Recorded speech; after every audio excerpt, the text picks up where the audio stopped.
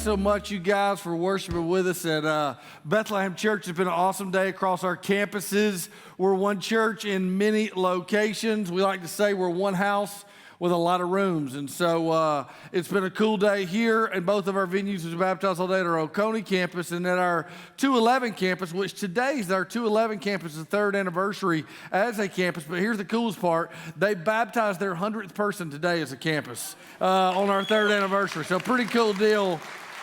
We got to launch there. I was just talking backstage with one of their founding guys up there that was part of the merger, and he was thrilled. And so it's been a cool weekend. Congrats to all those that went public with their faith. We are kicking off a 6-week conversation, a 6-week series called Finding Your Way Back to God, which is completely wrapped around the simple thought of there's a lot of sincere questions both believers and non-believers have about God, have about faith, and sometimes have about the Christian faith. Sometimes we're not sure the sphere to ask them in. I think there's good questions, fair questions, reasonable questions, sincere questions that should be asked. Bethlehem Church, God is not scared of our questions. The church should not be scared of questions about God, about the Christian faith. But I'm going to raise my hand for a guy who's been following Jesus for some time, that oftentimes Christians, Christ followers, we have not done the best job at defending or explaining our faith. We're way more defensive than we are explaining when it comes to our faith. Because what I fundamentally think is questions about God don't have to be like a crossroads we come to that we can't get past. Like questions about God, questions about the Christian faith don't have to be deal breakers where we come to it and we can't move forward in the midst of our faith journey because of these questions. Now listen, with a smile on my face, and I've said this all day to our campuses, with a smile on my face, we've all had instances in our life where we come to something where we just can't move forward. Like we've all had spots in our life where we come to a crossroads or we come to a moment in our life where it's just hard to move forward. Now listen, I mean, how many of us, raise your hand, if your boss is in the room, you probably won't raise your hand, but how many of you have ever worked at a dead-end job? You're like, there's no way up from here. You know what I mean? You've ever had a dead-end job? Some of my staff's hands up. Get your hand down. All right? What's wrong with you? A dead-end job where there's no way forward. We've all had teams we've pulled for. You know, if you live in Atlanta at all, come on, man.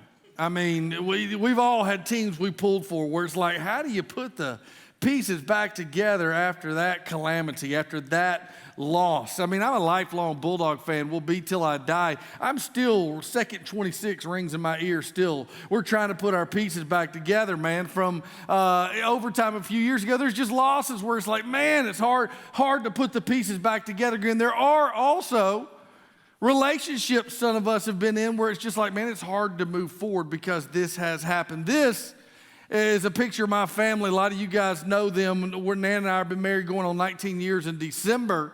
And the reality is this is the family now, but this is not how it started. In fact, how I first met my wife, we came to a crossroads. We came to a pivotal moment. We came to a crisis juncture before we ever really knew each other that I didn't know if we'd get past. If you've been at Bethlehem Church anytime at all, I've told this story before, and it's been 3 years. I told the story this morning. But my wife and I met through her brother. He was a personal friend, and so I was interested in her, and my way in was her brother, you know what I mean? And so I was interested in her. So the first time I spent any extended time with her family and really got to know her was on a beach trip where I was Adam's friend going with him to Panama City, Florida. Now, if you've ever been to Panama City, some of you are like, tell me about Panama City. It's basically Winder at the beach is what it is. And so... So if you, it's just kind of like Winder at the beach. If you're somebody like, he's right, it is. In so many ways it is, but that's another message. Now, so we were going to go down there, and I was hanging with him, but I really wanted to see her. And so the first morning we're down there, her whole family's there, like extended family, cousins, uncles, the whole shebang was there. And they had a boat they were using at the ocean. And they were going to go to Dolphin Island. So my wife gets out there early, and she wasn't my wife at the time, girl I was interested in. And the boat's about 50 yards anchored off the ocean, anchored off the shore, and just kind of sitting there. And so she is in shape. So she just like, let's go on out to the boat. I am A-shaped, so I kind of float behind her. You know what I mean? And so we got out there. She's sped out there. I kind of cramp up getting out there. We finally get there. And for 1 hour, we sat on the boat going up and down like this in the hot Panama City summer sun. You know what I'm saying? What's about to happen right here? Well, a cold sweat came over me when a cold sweat shouldn't come over you. And I started having this little thing kind of in the back of my throat peek up, and it shouldn't have been back there. And I started getting nauseated, and her family, it's vacation, they're taking their time. So about an hour later, they get out there, and I look pale, I look green, I look seasick, and her sweet mother, she was from South Georgia, she looks at me, oh, honey, you just look sad. I'm like, no, I'm good, I'm trying to be cool, man. First time I met any of them, I'm all good, man, it's all good. And so we take off toward Dolphin Island, where we're going to spend some time, and I thought, man, I'll get better as the boat was going, and went, never got better. We finally get to Dolphin Island, and I'm so seasick, I just kind of flail my body into the water, okay? Because I'd heard buoyancy kind of helps you level out if you're seasick or something like that, so I kind of flop over like a dead fish in the water. And as soon as I hit the water, I started just vomiting, barfing, puking everywhere. True story, just hacking, barfing, whatever you can call it at church, throwing up, that's what I was doing, man. And I mean, it's like going and go. And some of you are like, well, that's terrible, man. But I mean, everybody's thrown up in front of somebody sometime. I hear you. But let me ask you this. Have you ever floated in your own vomit? In front of your future in-laws, you know what I'm saying? That you didn't know at the time, and you're trying to make a great impression on them. So I'm sitting there, God is my witness. By this time, Flipper, the dolphin, starts swimming over here to me, right? Because he is Dolphin Island, and I'm so sick, I just kind of push him and like, get out of here, man. I'm so sick, I just kind of push his nose. I'm like, get out of here. We finally, they feel bad for me, so we're going back, and her dad, Eddie, is driving a jet ski by the boat, and I'm like finally starting to feel better. I'm going to redeem myself. So they're like, Jason, why don't you get on the jet ski with Eddie? He'll take you back to shore. Again, I've just met the family for the first hour of my life. I vomited on them, I floated in it, it's been going on. And so I get this idea, I'm like, that's cool. I finally feel better, and I have this picture of like Lone Ranger where you just kind of hop off the boat, and I just kind of gracefully jumped on him but with the jet ski, you know, like this. And literally, I jumped on the jet ski, flipped it over upside down, and pinned him under the boat, man. You know what I mean? Again, the first hour, they're sitting in the back. You can ask them. The first hour that's ever happened, this was the time I met her family. How do you get past that? But here we are now. You know what I'm saying? True story. God's good. Here's what I say. I tell you all that. We come to points in life where it's like, dude, I just can't get past that. I can't recover from that. And what this series is about is the simple realities that questions do not have to be deal breakers when it comes to our faith. Questions about God can actually take our faith to a deeper place. To keep me on track, if you've ever been at Bethlehem, you know there's notes in the back of your bulletin. If you got a Bethlehem Church app, you can pull it out. But let me give you a couple of thoughts, because I think questions are what we're going to walk around for the next 6 weeks. And here's what I want you to write down. Everyone has a belief system. Everybody. That's not a biblical statement I'm giving you right there. That's just a reality statement. Well, how about people who don't believe in God, Pastor? How about people, well, their choice not to believe is their belief system. You with me? Their choice not to believe is their belief system. It could change. It may not, but they believe there isn't reason or sufficient evidence or logic would lead them to think there is no God, but that's still their belief. And most statistics would tell you 80% of all Americans, the Western world, really the kind of developed world, believe in a higher power, believe in God. I think that statistic spans across globally, okay? They believe in a higher power, believe in a God, a deity. Jason, I'm a Jesus guy, you know, and I mean, no doubt it's what I believed and what I've been taught and kind of what I'm down with. But don't you think at the end of the day, I mean, depending on where you live and the time and the space in which you were born, that at the end of the day, don't all roads kind of get you back to God? You know, I mean, there's one higher power, and isn't all the different religions in the world, aren't they all different expressions of this same God? And that sounds great. It does. It sounds inclusive. It sounds relevant. It sounds incredibly 2020, you know? But truthfully, it's pretty weak and nonsensical if you think about it. Why do you say that? Because how can all belief systems about God be basically true when they all teach radically different things about God? I love what G.K. Chesterton, the famed English philosopher, said. This isn't in your notes, but he said, to believe in everything is the same thing as believing in nothing. Because that everyone is right about God, no matter what their views are, sounds enlightening, sounds inclusive, but it's actually kind of weak simply for the fact that you know this. To believe in one thing means you have to challenge and exclude other things. Is Jesus the only way? May very well be the defining question of this generation, simply because the world is becoming increasingly smaller and we've never been more connected. We've never been exposed to more ideas and more thoughts. So a couple of things. Here's what I would say. Many people shape their faith around what they feel. The people's faith is shaped around what they feel. Some in here is probably the reality. Watching online. Subjective experience. Let me explain. I can't fully explain it, Pastor, but that's just how I feel. I mean, it just came over me. It was in this room, I was in this time and this feeling, and there was this light, and there was these goosebumps, and there was this thing, and I just knew, I can't explain it, but this feeling came over me, and when this feeling came over me, it gave me great clarity. I hear you. And I do think faith can lift your emotions, but I do not think your faith is rooted in emotions. I'm with you. And I do think faith can lift our emotions, but faith doesn't find its meaning and beginning in emotions. See, many people shape their faith around their heritage. And by heritage, I mean the location they're born. That their faith is shaped around their heritage and their location. Now, this is coming from a guy, who was born and raised in the South. His father was a pastor. So come on, man. Talk about heritage for a second. I got it. You know what I mean? But from the front to the back, here's what I want to say. At some point, you can't ride the coattails of your parents' faith forever.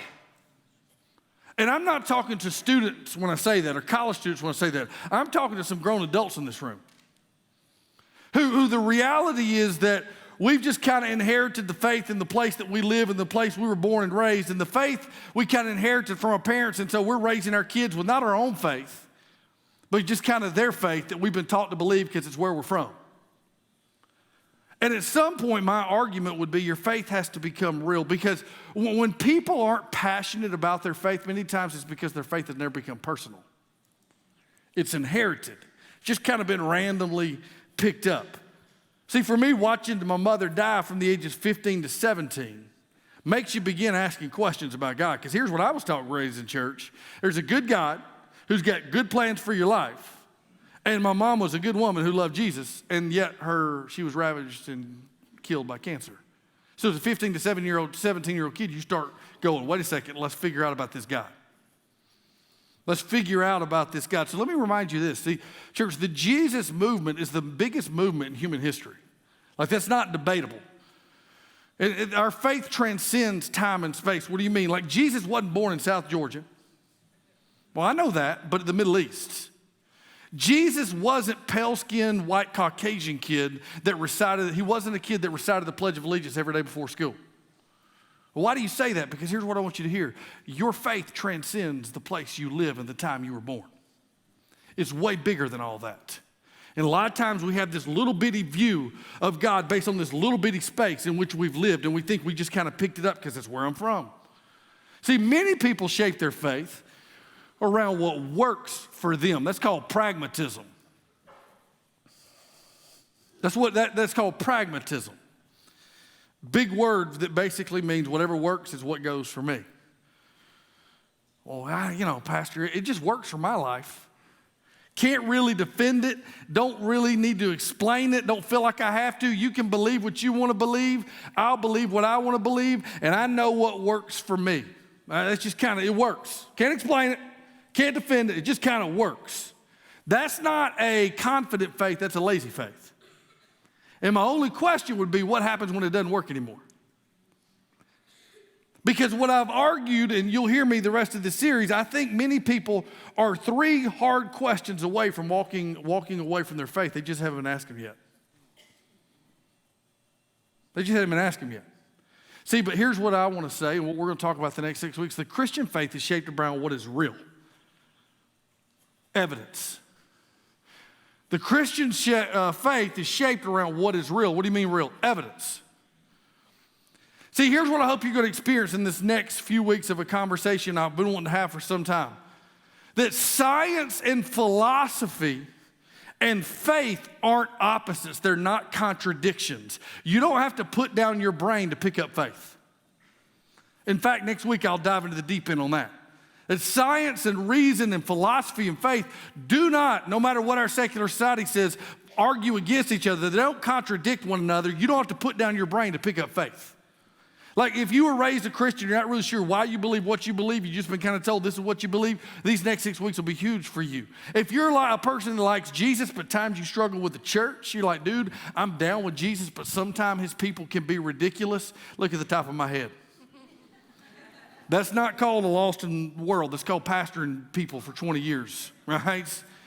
Right? Because people, Christians, they can be at times difficult people. Look, I'm not against God, but you're really telling me I'm supposed to buy into the whole Bible thing? Like I'm down with God, but like the authority for my life and how it all came together, and I'm supposed to take it for faith, seems hard to swallow. And Jason, I'm all good, but just the idea of a loving God that would send people to a fiery hell doesn't quite compute in my mind. We're going to go after it the next 6 weeks. All those questions. If you got your Bibles, I want you just to see this interaction Jesus has very quickly as I just kind of set the stage for the next few weeks. John chapter 8, the Gospels are 4 eyewitnesses accounts of Jesus' life. They are historically verifiable. So the 4 eyewitnesses, the Gospel accounts, historically verifiable. What I mean is there's history, they're verifiable, these 4 eyewitness accounts. And John, he's giving us many of these accounts are interactions and questions people bring to Jesus. Much of the Gospels are Jesus having conversation with people that brought their questions to him about him. And so in John 8, he said, I am the light of the world. He's made this claim. He made 7 different claims in John. In John, the first part of 8, he says, I am the light of the world. Seems pretty inconsequential to us. Like, yeah, it's down. I'm at church. I'd figure you hear that at church. But in that time, this original audience, they were shocked.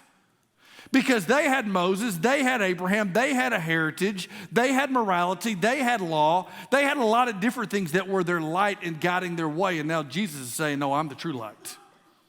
And so they kind of kindly and sometimes aggressively push back. They have defensive questions about these claims Jesus would make. That's what's happening in John chapter 8. And here's what it says in verse 31.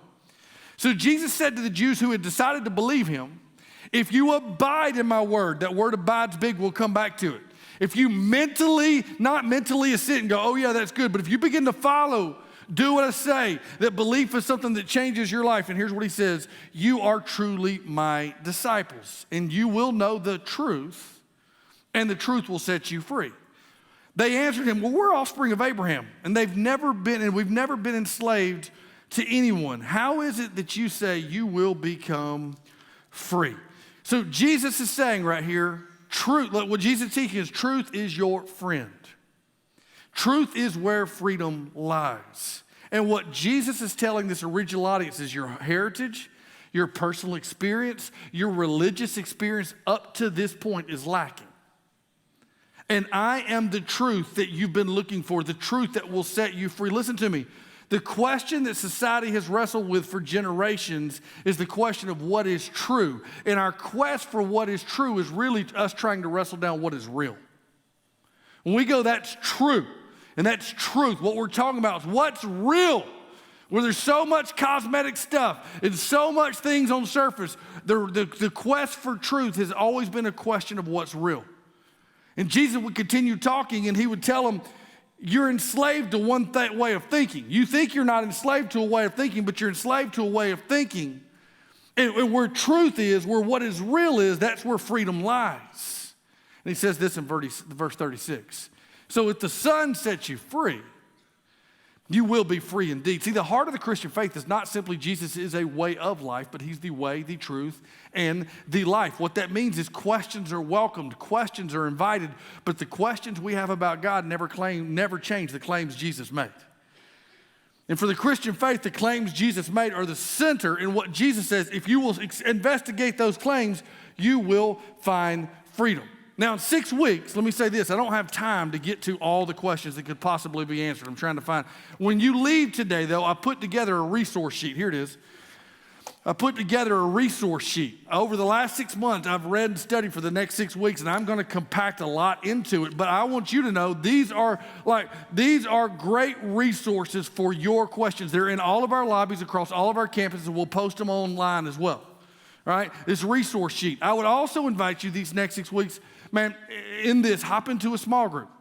Because it's one thing to hear from a preacher talk about the realness of God. It's one thing to hear from a preacher talk about, but when you begin seeing people that live life just like you, and the way faith has changed them and the questions they had, it begins to change everything.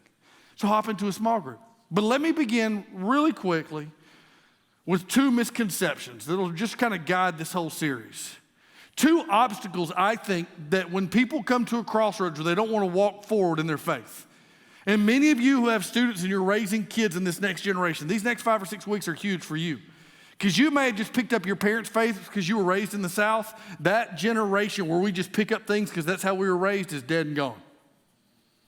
This generation where there's so much information, if we're not sure why we believe what we believe, it changes everything. And so this matters. But 2 misconceptions that I see, 2 common obstacles I see that people can't get around when it comes to following Jesus, or maybe when it comes to walking away from their faith. Let me explain them. First is this, what I would argue is a picture of God.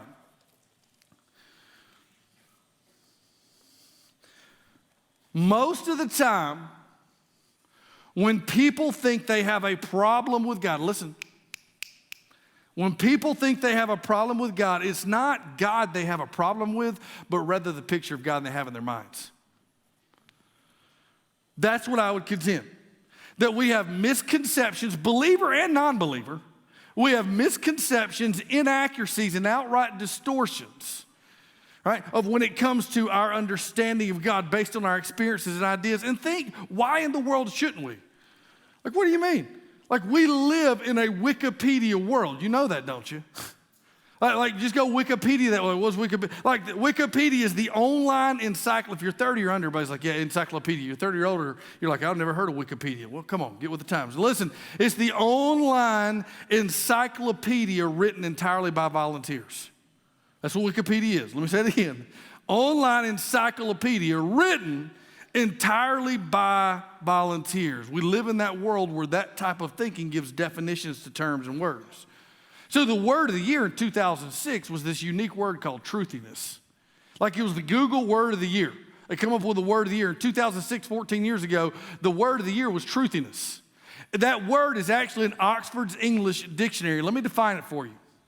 Truthiness, word of the year, 2006, is the quality of preferring concepts or facts one wishes to be true rather than concepts or facts known to be true. That's truthiness. Now, Stephen Colbert, who hosts a late show on CBS now, and a lot of people are not big fans of him because he can be a little more overly kind of politically critical. I'm not talking about all that, but a few years back, what made him famous was a show called The Colbert Report that came on Comedy Central. Now, as far as you know, I never watched it, nor did I think it was funny, okay? As far as you know. But needless to say, at times he can be tongue-in-cheek, pretty sarcastic and funny, okay? And so he defines this word. He uses this word, truthiness, at the end, or I shouldn't say at the end, the beginning of one of his shows. And he had a word of the day. And so this is his dialogue. I wrote it down. When he defined truthiness and kind of gives us definition for it, Stephen Colbert 10 years ago. And that brings us to tonight's word, truthiness. Now, I'm sure the word police, the word anistas over at Webster's are going to say, hey, that's not a word.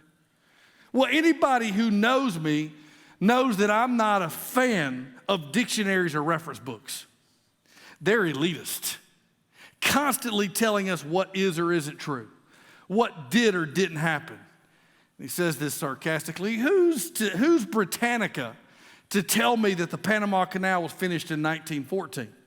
If I want to say it was finished in 1941, that's my right? I don't trust books. They're all fact, not heart. Now here's what he's saying, kind of tongue-in-cheek way.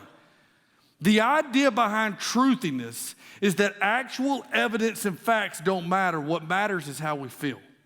Why? Because we as individuals in our wisdom in 2020, we as individuals are the final arbiters of what is true. That's the idea of the times we live in. And what's facts doesn't matter. And what's true doesn't matter because we're the final arbiters of that. So we're encouraged to create the own truth for ourselves despite the facts at hand. So in this climate, let me ask you this. How easy then is it to create in our own mind a picture of God? To take tidbits from what we learned growing up, take tidbits from some type of social media meme, take tidbits from a YouTube thing, and create a God in our own mind. And then when that God doesn't meet up to the standards we held him to, we struggle and we throw our hands up and go, well, there just must not be a God. That what if what our problem is in our culture is that we've created a God in our own mind? What are you saying? See, I'd contend, Bethlehem Church, even the people in your life, most people who reject the idea of God don't reject the possibility of his existence. Listen to this, though. They reject what they think they know about him. Most people who reject the idea of God, they don't reject the thought that he could exist. They just reject what they think they know about him. Former chaplain at Harvard. I just said Harvard. Like, what did you say, Harvard? The former chaplain at Harvard, George Buttrick, he said that when students would come in to his office, Harvard, educationally elite, when they would come into his office and talk to him, I just don't believe in God. I can't believe in God. Here was his answer. It's brilliant. He would simply say this: sit down and tell me what kind of God you don't believe in, because there's a really good chance I don't believe in him either. Why? Here's what he's saying. Do people walk away from God, or do they walk away from their misconception of God? Do we struggle with God, or do we struggle with our picture of God and that he hadn't held up to his end of the deal based on the picture we created in our mind in a culture that tells us you decide who God is and how he should be? That's the question. Second one is this. Where people struggle comes down to not only our picture of God, but the problem of evil and suffering. The problem of evil and suffering. The most spiritually persistent question across every religion, across every philosophy, across every worldview is, why is there evil and suffering, right? A famed atheist blogger wrote a blog post a few years back that went viral. It's since been taken down, but the viral post, by viral, I mean like shared millions of times. The post began like this: if I was God, the following words and phrases would not exist. So here's some. She said: hunger, murder, rape, oppression, poverty, kill, genocide, third world, famine, death, slavery, anger, atrocity, homeless, hate, molestation, evil, greed, mental illness, cancer, and hell. If I was God, none of those words were exist, and that was her famed blog post. Now, for many, this is the sentiment, and there's legitimate questions.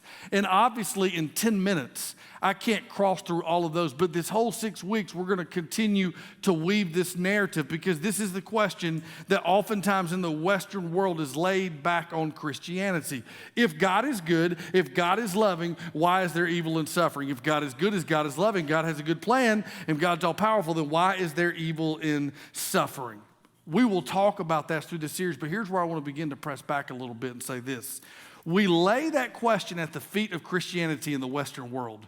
We lay that at the feet of Christianity in America. Is like, that's the thing. If God's so good, then why this? But here's my question. The problem of evil and suffering isn't unique to Christianity. It spans all philosophies and all worldviews. What do you say? Everybody has to give an answer for that. But we love to lay it at Christianity. What about every other belief system? That's all I'm asking. What's their answer to the problem of evil and suffering? Because everybody's experienced it. Everybody sees it. What are you saying, Pastor? Hindus, Buddhism, Islam, Mormonism, atheism, Scientology. What is the reason the world's so screwed up? I mean, I don't think, if I took a poll and go, do you think the world's screwed up? Raise your hand if yes. Raise your hand if no. If no, you can come on up here and preach, man. You got a different view on things than I do, okay? But come on, you just look out and go, dude, the world's jacked. There's a lot of dark things. Well, Buddhism, and there's 530 million Buddhists in the world, 530 million. They teach that all of life is suffering and that suffering is caused by the attachments we have to worldly things. So basically, their answer is to transcend suffering. You do that by not clinging to material objects or relationships. In other words, just let go of all the evil in this world, which isn't much of an answer. Hinduism, and there's over 1 billion Hindus in the world, billion with a B. In that belief system, evil and suffering are punishments for misdeeds in this life or past lifetimes. It's what we call karma. And Lord knows the problem is there's a whole lot of Christians that lived out this reality. They believe, they sing Amazing Grace, but they believe they live by karma. You know that, don't you? And I'm talking to some of you in here. Like questions I get about this, it's like we sing about grace, but we believe we live by karma. It's really interesting. We'll get to that later, right? Well, but the idea behind that is whenever evil happens or whenever good happens, you deserve it. So if you get cancer, you deserved it. If you get rich, you deserved it. So evil is solely divine punishment for things you did in your past life, which you probably don't remember, by the way, but you sure as heck did it, right? Well, what about atheism? Because again, the question that our secular world loves to lay at Christianity is, man, if God's good and loving, what about atheism? What's their problem? Because what I would say is, in fact, evil and suffering may be one of the biggest arguments against atheism there is. Why you say that? Because atheism may not believe in God, but what a good atheist believes is in the inherent goodness of human beings. The inevitable upswing, upward progression of naturalistic evolution. And those are really big words to say this. That if we will just free the human mind, if we'll just free the human spirit from the oppressive religious systems of the day, then humans can reach their full potential. And when humans reach their full potential, all will be humane, all will be peaceful, all will be good, and all will be noble. So the more advanced we become in education, the more advanced we become in technology, the more advanced we become in our government, the more advanced we become in our medicine, the more we advance in those areas, then everybody will be happy and healthy. How's that working out? Because all we got to do is free the human mind. If we free the human mind, then the human mind can accomplish everything. Here's what I want to remind you. Simply this. Christianity proclaims a God who is not distant, nor is he removed from human suffering. In every other religious system, God or the gods remain aloof and distant, but the Christian God, Bethlehem Church, experienced human existence, identified and empathized with us. He suffered for us and with us. Why? We'll come back to this, because if I was to put it in story form, it would go something like this. Once upon a time, God made us to love us. That you and I are tenderly crafted, each as an individual. That God made us to love us, to cherish us. That we could be in a relationship with him, that we would know the living God and that God knows us, that we were given freedom. Because love cannot be forced, and we were given freedom to be fully functioning human beings, self-determining beings. Love can't be forced, it must be chosen. And you see in the first instance of humanity in the Garden of Eden, we'll go to this later in the series, where Adam and Eve chose to go their own way of their own free will. And you and I have been doing it ever since. All of creation. Right, to sin, to disobey, to go about things our own way. So what does that mean? That evil and suffering is simply what happens, what erupts when we live apart from God's plan. Theologians call it the fall. Theologians call it the fall. And the Christian faith teaches, and what we're going to explain over the next few weeks is Jesus, God himself, sits in the middle of our human suffering, sits in the middle of the evil. It's called the gospel. And the gospel is this, church, that the gospel is not a defense from pain, it's our rescue through pain. And that you and I in this world, we don't have a God that's distant, but we have a God that's with us. See, here's what I want you to write down. The problem with a problem-free Christianity is it's not a Christianity at all. The problem with a problem-free Christianity is it's not a Christianity at all. What are you saying, Pastor? From the front of the back, listen to me. A good, holy, loving God in a broken, evil, sinful world are not contradictory in Scripture, they're reality. Let me say it again. Good, holy, loving God, evil, broken, sinful world are not contradictory in Scripture, they're reality. That's why Jesus sits in the middle of us and says, this life is not all there is. I'm not the defense from pain, I'm going to be your rescue through pain. See, questions aren't problems for God. God's bigger than our questions. But for many times, there's been a lot of people who sit on questions and struggle with them, and there's a lot of people who come to questions and they're at crossroads they can't get past. But one of my favorite stories in the last few years has been a friend of mine named Donnie. Donnie and his wife went on a journey here, and I didn't know it till about 18 months ago when he began to share with me the story. And I want you to hear from me, because it's one thing to hear from a pastor defend faith. It's another thing to hear from a person who had genuine questions and where those questions led. Meet my friend Donnie and his wife Amanda. Hey, I'm Donnie Robinson. This is my wife Amanda, and we've been coming to Bethlehem Church for about 6 years.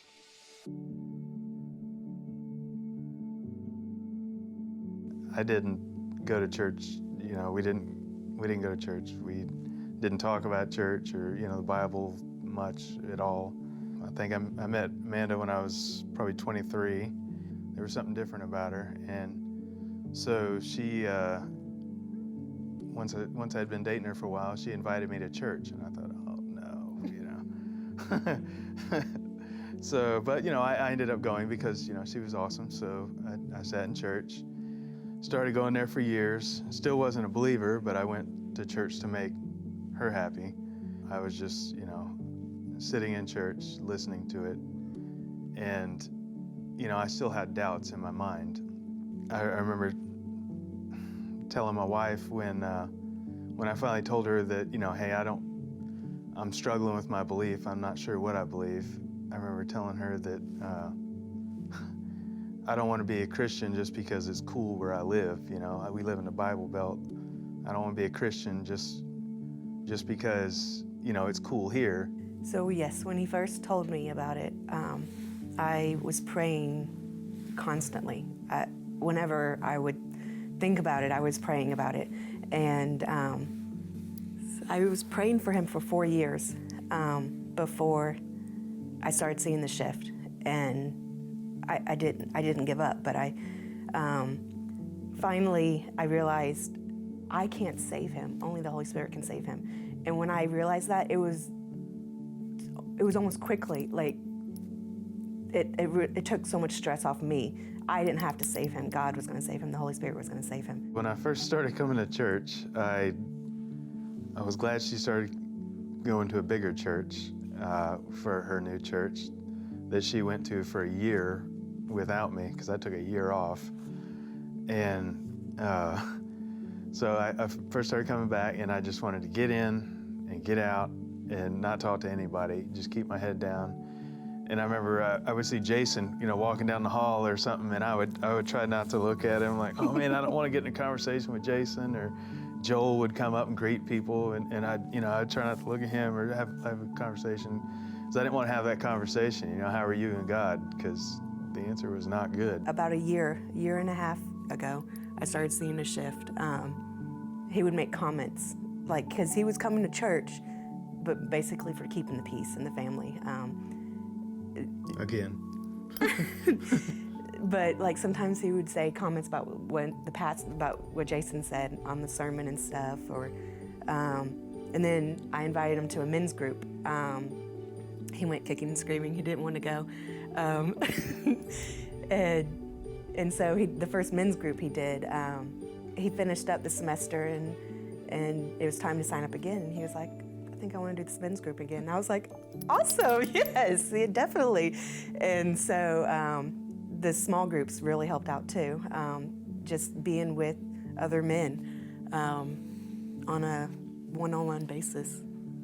Coming here, listening to Jason preach, And then Joel, you'd see Joel up there worshiping with conviction, and I would see him and I'd think, man, I wish I could believe like that, And I remember Chevis got up and sang. The first time I saw Chevis sing was when I first started coming back. Like, it was not too long after I first started coming back.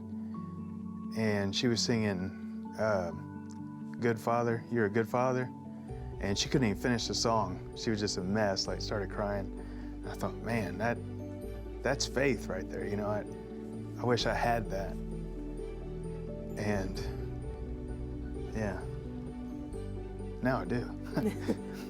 For those that have a loved one that doesn't believe, or have a spouse that is questioning God and Jesus, and you're trying to pray for them, and don't give up. I prayed for Donnie for 4 years before he started coming to know God and Jesus. And sometimes during that 4-year time, I'm like, is he ever going to know Jesus? And the answer is yes, and not my timing, but in God's timing. And it was a hard wait, but our marriage is so much better. We've been married for 16 years, and I love him more than when we first got married. Like, God has really not only did he know Jesus, but like it has helped our marriage too. Yeah, for somebody that's struggling with their beliefs, I would say, God is bigger than your questions. If you have questions, bring them before God. Even if it's a God you're not sure who he is, pray for wisdom like I did. I did it for years and I didn't feel like he was answering me, but he did. How cool is that, huh?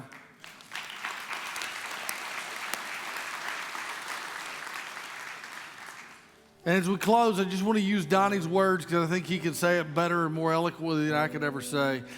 God's bigger than your questions. See, I think we have to be a people that are comfortable with questions. What do you mean comfortable?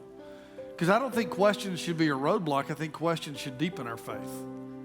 God's big enough for our questions. See, so a couple of encouragements I would say is if you're somebody who a believer, you're like, I don't really have questions. Well, is it because your faith is assumed? We want your faith to be informed. Is it because you haven't faced the hard things of life? Are you sure of what you believe and why you believe it? Because when you're not sure of what you believe and why you believe it, you're not a witness. You're a consumer. You're not a witness. You're a consumer. Others of us, when we have legitimate questions, and it's a roadblock. It's been a hindrance, right? Hopefully the next few weeks, God can bring us to a level of freedom. Some of us have family members, have friends that it's just, you want to throw your hands up and go, because of their questions, because of their rebellion, or because of their issues they have with faith, that you don't give up, that you prayerfully, joyfully, and at times painfully continue to pray for them. Abundant life, that's the life of freedom. Abundant life is the life of freedom, and here's what I've learned. Abundant life is not a life that's free of problems. Abundant life is a life that's full of peace, and that power is so real that it outmuscles all your problems. You with me? That's what abundant life is. And Jesus said, if you'll find the truth will set you free, and that's abundant life. And abundant life is not a life that's free from problems. Abundant life is a life that's so filled by the Spirit of God that there's a peace and a power that outmuscles your problems. That you would experience that you would know that the God sometimes in our mind, the God that is way better. The God of the picture we have, sometimes the God that really is way better. Can I pray for you? And as I do, will you stand across this room? From the front to the back, let me just pray over you and pray for you.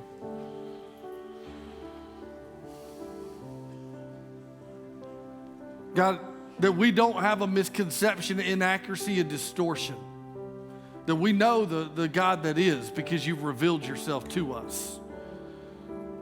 That the problem of evil and suffering is a real one, and the gospel is not that in a health and wealth society where we've bought into this lie that if you're good and nice things happen. We live in a broken world that's not our home. And in that broken world, oftentimes there's pain and there's struggle, but that you, God, that you'd be real to us and that we would know that the gospel, the message of Christ, is not a defense from, it's a rescue through pain. You are our great defender. Song we've been teaching you, the defender, that he defends us, that he is with us.